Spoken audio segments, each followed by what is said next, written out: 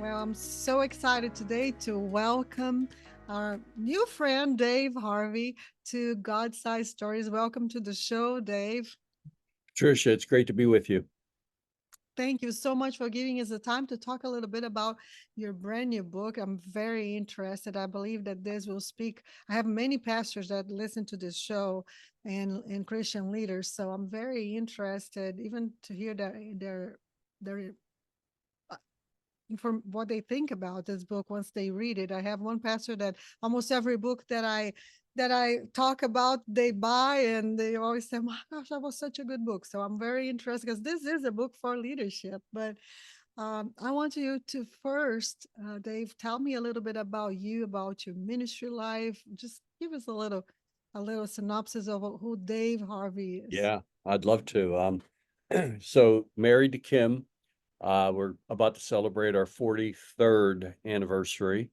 Wow. We have four kids and six grandkids, live in Southwest Florida.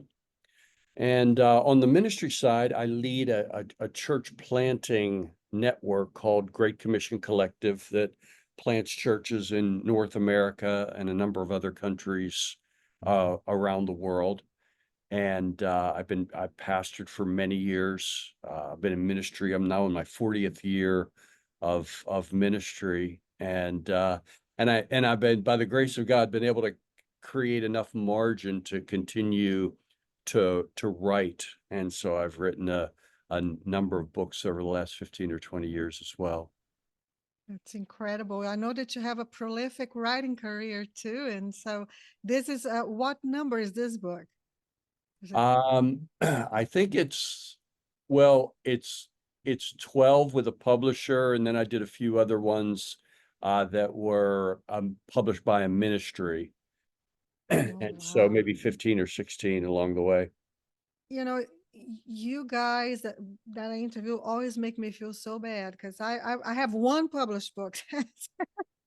So far. I have all kinds of other ideas, but I haven't really put them to paper yet. Yeah, So never even expected to have one, and I never have more than one at a time. So it's yeah. not like there's this whole catalog of ideas that I'm just waiting to get to. All right. I find out talking to several pastors that are who are authors as well that they a lot of their series, their summer series, become books. Is that the case with you as well? Oftentimes, an idea for a book will be inspired by a sermon I've done that seems to have. I think about it as kind of a disproportionate resonance with people, where you do sermons all the time, but then something will land in a way that it seems to have real resonance with people. There will be opportunities to do it maybe in other places. It'll land in the same way, and I I've come to interpret that as an invitation by the Spirit of God to think more deeply about that and then to write on that as well. And that's no different with the clay pot conspiracy, That's right? correct. And I love the name. It just bears that question. What is the clay pot conspiracy? So let's dive right in and talk about this new book. Tell me about this name and what it means. Yeah. Well, the short answer is that it's God's plan, God's astonishing plan for resilience, and particularly in regards to leaders for resilience in ministry. And Patricia, I talk about it just in a simple equation of our weakness plus God's power equals resilient ministry. And the idea of the clay pot is drawn from 2 Corinthians chapter 4. Paul has a passage where he says, we have this treasure in jars of clay to show the surpassing power belongs to God and not to us. And so the idea there is that God stores treasure. That's Paul's talking about gospel ministry, not in gold, not in titanium, but in clay jars. In other words, in something that is breakable and perishable and fragile. And the reason why is because putting ministry in that particular container displays his surpassing power. And what I'm trying to get at in that, Patricia, is just to say that the way that God wants to exalt his power is by storing his treasure in something weak, and his power is confirmed by that clay pot continuing on, the durability of it over time, where the pot cracks, but the pot doesn't crumble, the pot endures. It's God's go-to strategy since the beginning of time, right? If we look in the Bible, every one of the leaders that was used by God to change the world, they were extremely weak. They were the unlikely, right? You just think about the 12 disciples to start with. Uh, they are the unlikely, and God chooses the weak things of the world. He says that also. Is it First or Second Corinthians where he says to confound the wise? And it's a very true statement. And I know, because I know as a writer that I write about the things that I experience with my God. I know this is no different. So tell me, what was the personal inspiration to write this book? Yeah, I think it was first that I want resilience. I need resilience myself. I'm 64 years old. As I mentioned, Patricia, Kim and I have been married for 43 years, 4 kids, 6 grandkids. I lead this church planting ministry that's starting churches in a number of countries. And Kim and I are raising our 5-year-old grandson. And I'm just finding that, over time, my life demands more than my adequacy. I need to understand how God helps leaders last, because I desperately need it and I want to finish well. So that's part of the inspiration. I think that the second one is the second thing that comes to mind is that um Patricia, somewhere along the way, over the last 40 years, God kind of flipped my whole paradigm on leadership and ministry. In other words, I came into leadership thinking that mission moves forward through strong leaders using amazing gifts to produce epic fruit. And I figured, yeah, that's going to be me. That's how God's going to use me. But God had a completely different plan. And has a different plan for all leaders. It's like God was saying, actually, Dave, when I call someone to lead, I invite them to come and die. And God draws this enduring fruit in our life from our weakness, and because our weakness is the place that we experience God. We are desperate for God. We have to depend upon God, and we encounter our need for God. And so I began to realize that the goal for leadership was never just for me to be able to talk about the gospel in a compelling way, or preach the gospel, or counsel with the gospel. That the goal of Christian ministry is that we are called to embody the gospel. Again, back to that Second Corinthians, Paul says that we're always being given over to death for Jesus's sake, so that his life shows up in our weakness. And Paul was the one that boasted on his weakness, right? It's in Colossians, it talks about, I boast in my weakness, and I will boast of nothing but the cross of my Lord. And it's you only truly understand that when you endure. So the word is, you use the words resilience throughout your book, and really it's a book about resilience in ministry, right? And like pressing through your weakness by the strength of God. That's a Yeah, very central message of your book, right? well, it is, and it's helping to inspire leaders to understand that when you when you see God's clay pot conspiracy, you realize that weakness is not a barrier to to their perseverance. It's actually a condition for achieving it. You know, like Paul tells the Romans, we rejoice in our sufferings. Why? Because sufferings produce endurance. Uh, and James says various trials produce steadfastness. So what I want leaders to hear is that the suffering that you're experiencing and the things that have mystified you over the years in ministry or that you're in right now, that's not an obstacle to your resilience. It's the means that God is using to forge it. Mm. And this is really a message not just for leaders, because this is true to anyone that takes up Jesus' cross, right, and lays down their lives for him. Because there will be trial. That was actually were Jesus' last words to the disciple before he went to Gethsemane was, in this world you will have trouble, but take heart, I have overcome the world. So it is the central message of Christianity. That's not surface Christianity, right? You're just like, you want to know your Lord. And that is our utmost goal in life as believers, right? Is to know our God while we are here and to worship him with our lives. And we cannot do that without steadfastness because the trials are sure.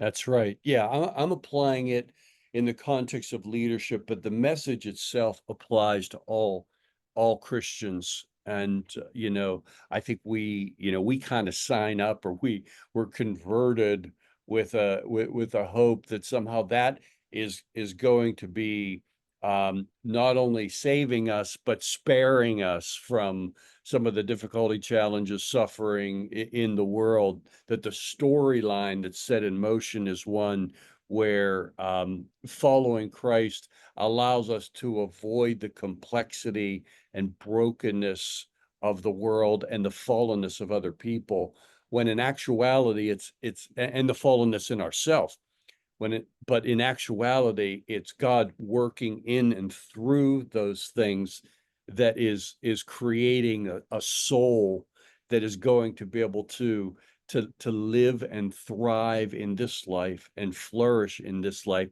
and then is going to really be able to enjoy heaven all the more. So when Jesus says, you know, he who would come after me must deny himself and pick up his cross daily and follow me. You know, that's not just a metaphor for something mystical. There is a sense, as you said, Patricia, that the cross is is baked into the Christian life, and God is continuing to put us each and every each and every season. He installs some cross in our life because that cross presses us into dependence upon him, trust in him. It breaks down our own sense of strength. It familiarizes us with where we desperately need him, and what Jesus accomplished for us and who he is becomes much bigger to us. Absolutely. Do you do you see like a difference? Because you said that you plant churches in the United States and also overseas. Uh, Being acquainted with people who live overseas in poor countries and believers, I see that this mentality of prosperity and, just you get saved and life is rosy, and being perplexed by trials, being perplexed that God, I'm doing all these great things and I'm doing these things, I'm obeying God, and these trials are coming to me. This kind of complexity seems to be very, very ingrained in our Western society. Do you agree with that? Yes, I agree with that. I think our affluence orients us to expectations that we can insulate ourselves from suffering, and and that suffering sh- is is is something that happens that's outside of God's will, and that is in some ways God not fulfilling his promises, or is God defrauding us in some way. Whereas when you're in less affluent places, suffering and need and weakness is more a part of life, and so they are acclimatized to it much more. So I think that's a disadvantage of Western Christianity, is that we start further back in an awareness of our need for Christ and our ongoing need for the gospel each and every day. Absolutely. And unfortunately, it has invited also into our culture and way of thinking among Christians thoughts that are so anti Christianity, right? Like the prosperity gospel that focus so much in receiving.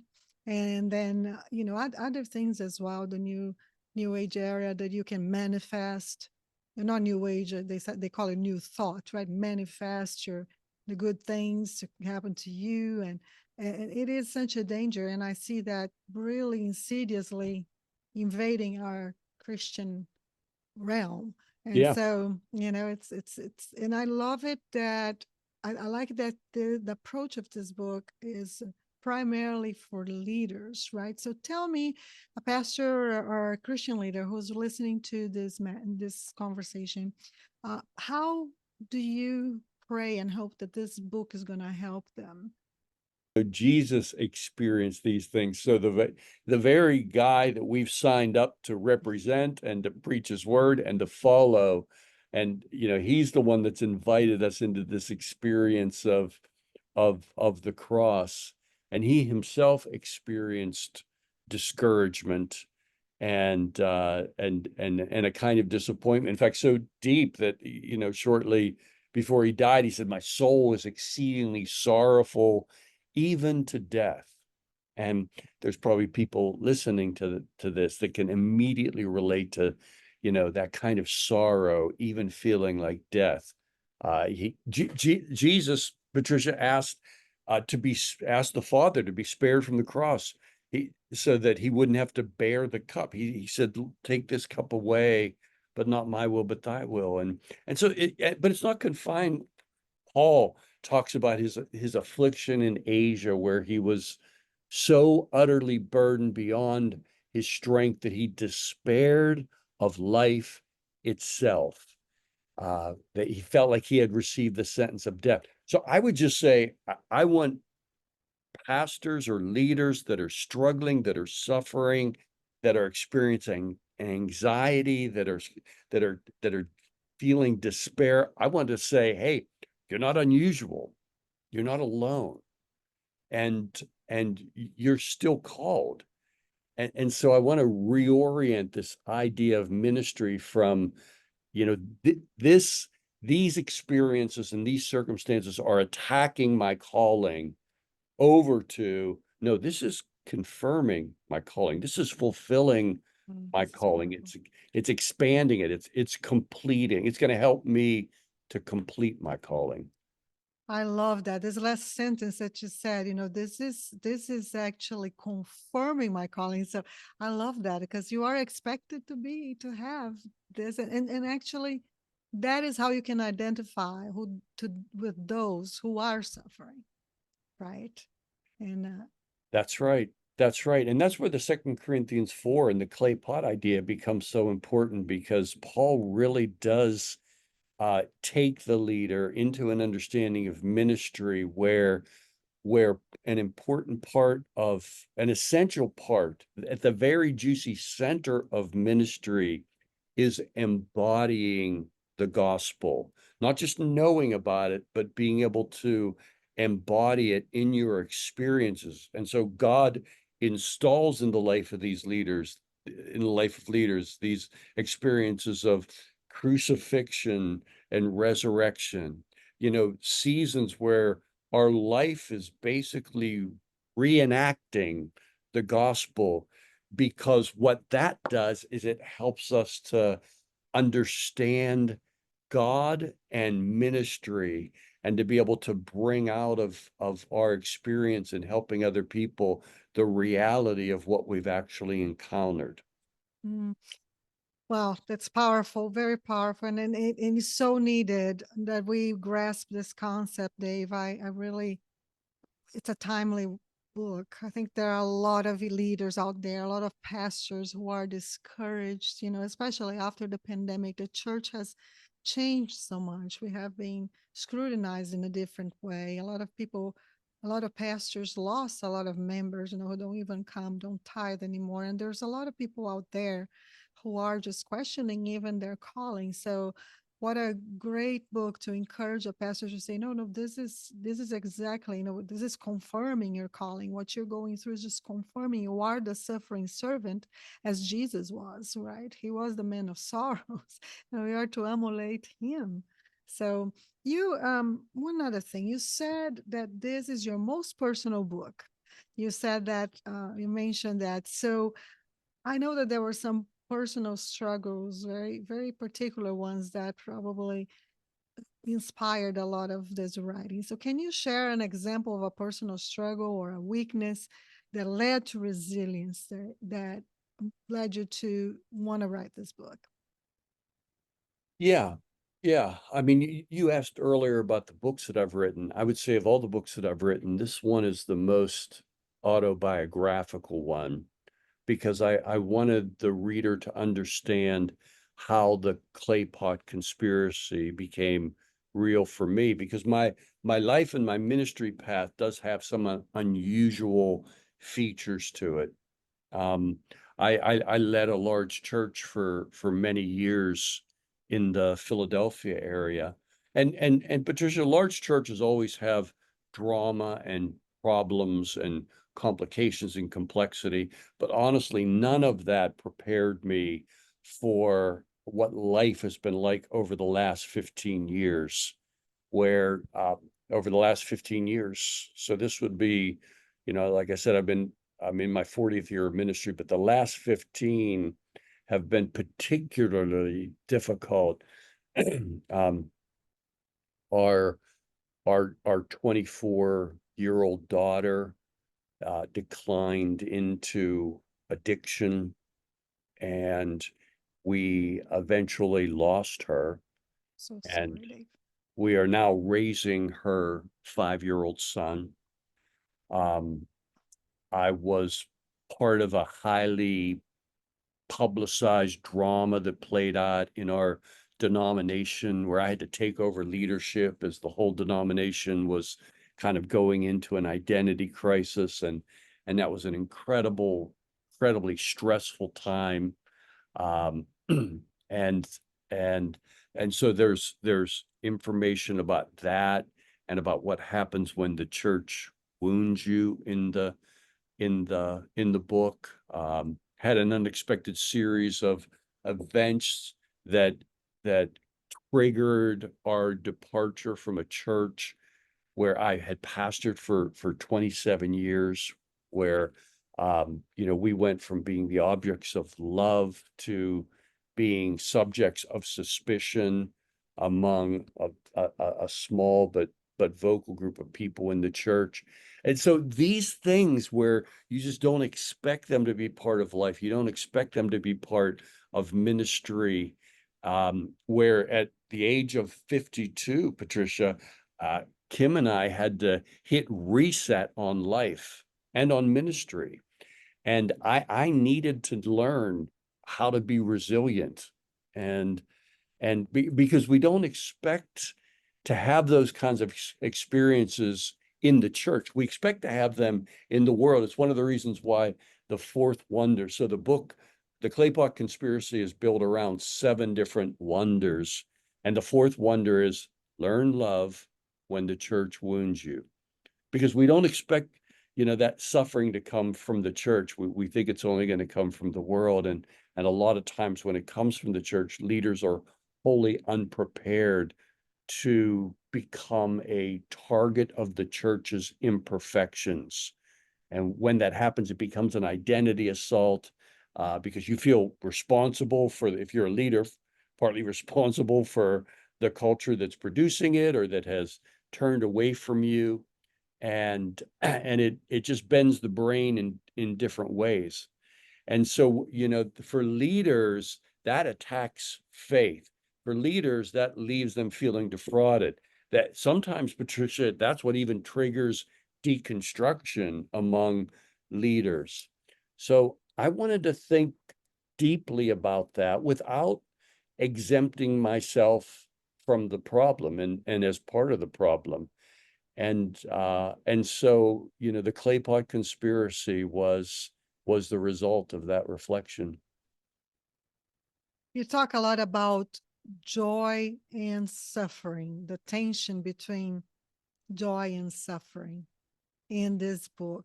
Can you tell me exactly what you mean by that? I know what you mean. I know from experience what it means, the joy and the suffering, but tell us about that tension that's constant, really. Yeah, well, I don't see myself as a poster child for joy in suffering. And in some ways, you said tension. That probably illustrates the tension. But I do see connections in Scripture between joy and suffering, and I on the times where I've touched it, it's because I've drawn from either the past. I think there's a past, a present, and a future when it comes to experiencing joy and suffering. So, you're suffering, you're going through something you didn't expect. It's life is bending in ways. It's the kids, it's your job, it's some anomaly, and it creates this disorientation. So what is it? What is the GPS system there? What is it that grounds us? Well, it's past, present, and future. So in the past, it's the reality of the cross and the resurrection. It's God became man, substituted himself, bore God's wrath, experienced forsakenness on our behalf, rose triumphant on the third day. And then so meditating on the benefits of the gospel brings perspective in suffering, because really our greatest problem in life, our deepest pain, has been resolved because of the suffering of another, Christ. And that's been done because so I could be made whole. And so there's that past, there's the present, because there are promises like the ones I mentioned earlier. James, consider it all joy when you encounter various trials, knowing that the testing of your faith produces endurance or steadfastness. The Paul 1, suffering produces endurance. There are these promises where God's going to meet us in the present with endurance and even with reliance upon Christ. And then there's that sparks hope, that can spark joy. Um, and then there's that future, that the reminder, Patricia, that, there is an end to all suffering, the new heavens and the new earth. And so the light, momentary affliction right now is producing an eternal weight of glory that we will one day see and experience, and we will be in the place for which we were created with the one for whom were created, and be finally home. And there's a harbor of joy that our ship is sailing toward. And so, those are the pockets that I think in. And there are times, rare, I want them to happen more, but where joy manifests. I I know the tension between joy and suffering so well. I've gone through a lot of things too. There was a decade of my life that was just what you said, like one thing after the other. We're going through right now a difficult season as well, with changes in jobs and waiting and not knowing for sure where God is taking us next, and whether we stay here or we go where. In your praying, and God is utterly silent, and you are just hearing wait and wait and wait. And when you get to those phases in life right now, as a believer and as a leader, somebody who is understanding that everything that God is allowing in your life is for his glory and your good, and his glory encompasses your ministry to others, right? When others see you suffer and steadfast in your suffering, it points to Christ. It points to the hope that never fades. And I see that tension even in the midst of a lot of suffering. I've experienced that. And the joy, I go back to, I'm always taken back to David, to King David, because he started so many of his psalms. It's like you see that man suffering and just struggling and pouring out his heart, but he brings his heart and anchors back on his God, on something that is eternally good and eternally hopeful. That steadfast rock of our salvation. It's just what you said. It's just because the problem, Dave, is that not just Christian leaders, but Christians in general, sometimes it's so hard for you to anchor your heart in God's promises when you are in the midst of the hurricane, right? And not in the eye of the hurricane. Yeah. You're hanging on to dear life, right? And it's just so hard. But God invites us, and I think King David is an incredible example. So is Paul, of course, of just anchor your heart back to who you know, to the thing that does not change. And yes, there's a promise in the future of eternal life where all tears are going to be dried out. But there's a promise for today as well, right? That God is there, that God is with you. That's the promise, the most repeated promise in scriptures, that he will never leave us nor forsake us, right? Over 300 times it says that throughout scripture in one way or the other. And so it is a tension. Anybody that wants to persevere and doesn't say, you know what, forget about it. I'll throw up my hands in the air and I'm just going to forget about all this Christianity stuff. And we know a lot of people go that way. But if you want to get to the next level, there is no conquering, there is no growth unless you accept this tension between the suffering and the joy and learn it, right? It is so it's a for sure it's a certainty of our walk here in life.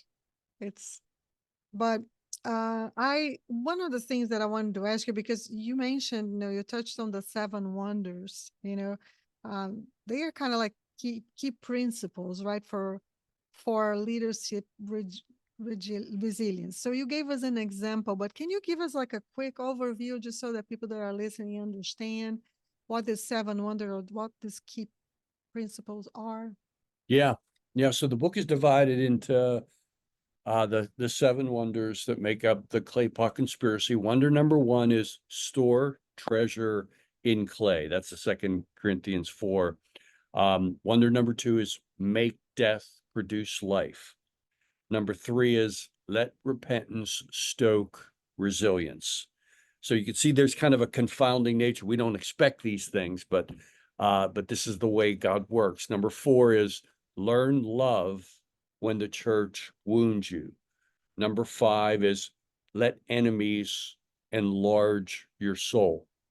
Number six is build strong teams through weak leaders. And then the last one, number seven, is run together to finish well.